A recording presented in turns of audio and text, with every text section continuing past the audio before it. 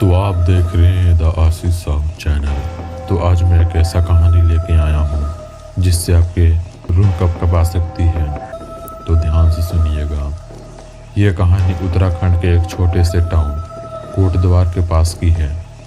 कविता नाम की एक लड़की थी जिसकी शादी एक आर्मी ऑफिसर से हुई थी। लड़के का परिवार एक छोटा लेकिन खुशहाल परिवार था जिसमें सिर्फ लड़के के माता पिता थे। शादी के बाद सब कुछ नॉर्मल चल रहा था और कविता अपने ससुराल में रहने लगी। उसने घर के कामकाज में खुद को व्यस्त कर लिया था और हर सुबह जल्दी उठकर चाय बनाती थी। वह अपने सास और ससुर का पूरा ध्यान रखती थी पर उनके साथ ज़्यादा बात नहीं करती थी।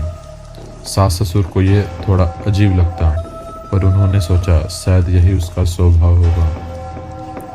टाइम बीतता गया और कविता ने जॉब करने की बात की तो परमिशन दे दी और उसे ऑफिस छोड़ने जाने लगे। कविता एक छोटी सी जॉब करने लगी और अपने परिवार का ख्याल रखती थी। सब कुछ नॉर्मल चल रहा था पर धीरे धीरे उसके व्यवहार में बदलाव आने लगे। कविता अपने दोस्तों के साथ वक्त बिताने का मौका नहीं मिल सका।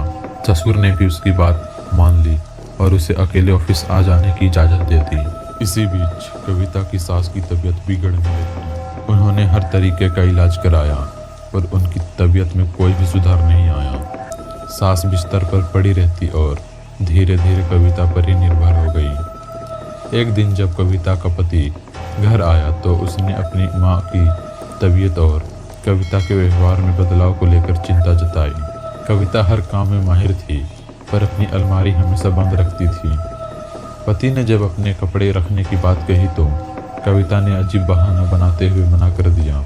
एक दिन कविता के ससुर उसे ऑफिस छोड़ने गए और वहाँ से सब्जी मंडी चले गए। तभी उन्हें याद आया कि चाबी चाहिए थी उन्हें, क्योंकि शाम को उनकी पत्नी को भजन कीर्तन के लिए बाहर जाना था।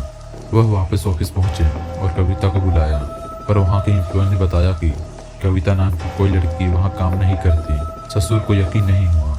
जब उन्होंने अंदर जाकर चेक किया तो सच में वहाँ कोई कविता नहीं थी।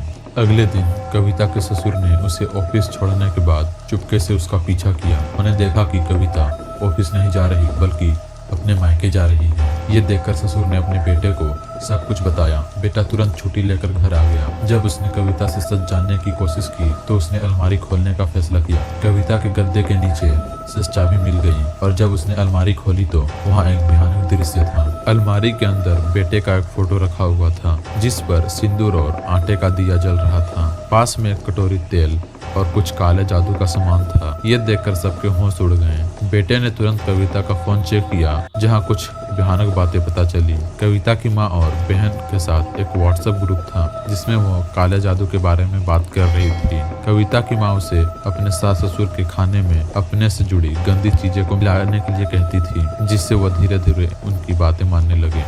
ये सब जानकर बेटे का खून खोल उठा। उसने कविता से जवाब मांगा पर कविता ने कोई सफाई नहीं दी। बेटे ने कविता से सारे रिश्ते खत्म कर दिए और उसे घर से निकाल दिया। उसके बाद घर में सब कुछ धीरे धीरे नॉर्मल होने लगा। सास की तबीयत में सुधार आया और परिवार ने इस भयानक घटना को एक सबक के रूप में स्वीकारा।